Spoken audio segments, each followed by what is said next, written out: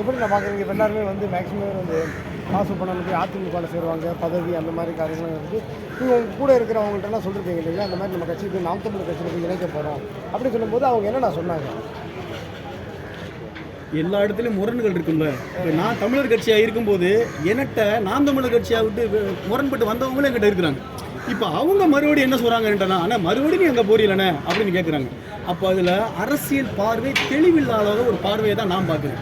நான் இன்னைக்கு வந்து பெரிய பூதத்தை எதிர்க்கும்போது உன்னோட சின்ன முரண் எனக்கு தேவையில்லை. எனக்கு பெரிய முரணாக ஒருத்தர் நின்றுக்கிட்டு இருக்கான், இந்த மண்ணில் வேற ஒன்று நின்றுக்கிட்டு இருக்கான், அவனை நான் எதிர்க்கணும்னா அப்போ நான் யாரோட போய் நிற்கணும்? அதை தனி ஒருவனா 2 வேலை செஞ்சுட்டு இருக்கேன்னா அந்த ஆளோட போய் இணைஞ்சு நின்று அவருக்கு படி சேர்த்தா மட்டும்தானே நம்ம சேர்க்க முடியும். இப்போ சோழர் மட்டுமா படையாக இருந்தால் 54 சிற்றரசர்கள் கூட துணை நின்றான்.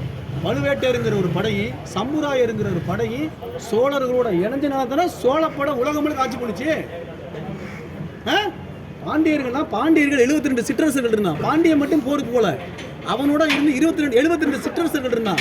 அதுல யாரு? தூத்துக்குடி ஜமீனா இருக்கனா, அவனியாபுரம் ஜமீனா இருக்கா, அவனியாபுரம் சிற்றரசனா இருக்கனா, ராமநாதபுரம் சிற்றரசனா இருக்கனா, இத்தனை சிற்றரசன், சிவகங்கை சிற்றரசன், இத்தனை திருநெல்வேலி சிற்றரசன், இத்தனை சிற்றரசன்லாம் சேர்ந்துதான் பாண்டிய பேரரசோட துணை நின்று இருந்தப்பா. அது மாதிரி இன்னைக்கு ஒரு பெரிய தமிழ் தேசிய ஒரு நபரா இன்னைக்கு நிற்கிறவர் யாரு?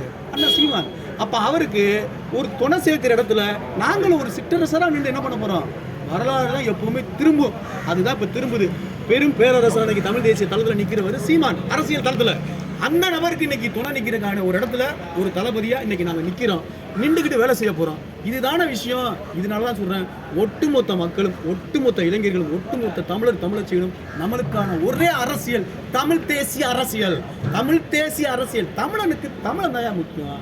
தமிழனுக்கு தமிழ் தேசிய அரசியல் தான் முக்கியம். தமிழனோட உரிமை தான் முக்கியம். ஏன் ஆத்தாளுக்கு தான் வலி வேதனை தெரியும், ஏன் அப்பனுக்கு தான் வலி வேதனை தெரியும். மற்றவனுக்கு தெரியுமா என் உள்ள எவ்வளோ கஷ்டப்படுதுங்கிறது? மற்றவன் வந்து அவனுக்கு செய்தி, எனக்கு உணர்வு. நான் உணர்வா இருக்க ஆசைப்படுறேன். தமிழ ஒவ்வொருத்தரும் உணர்வு இல்லாமல் இருக்கிறான், உணர்ச்சி இல்லாமல் இருக்கிறான். தமிழர்கள்லாம் உணர்வாவா, உணர்ச்சியாவா? நீ இருக்கிற அரசியலை தூக்கி வீசு. திராவிடம் உனக்கு தீது, தலித்தியம் உனக்கு தீது, ஆரியம் உனக்கு தீது, தமிழ் தேசியம் மட்டுமே உனக்கு மெய் அப்படின்னு ஒருத்தன் கூறானா அந்த ஆளுக்கு வலு சேர்க்கிற வேலையை தான் தமிழர் கட்சி பார்க்கும்.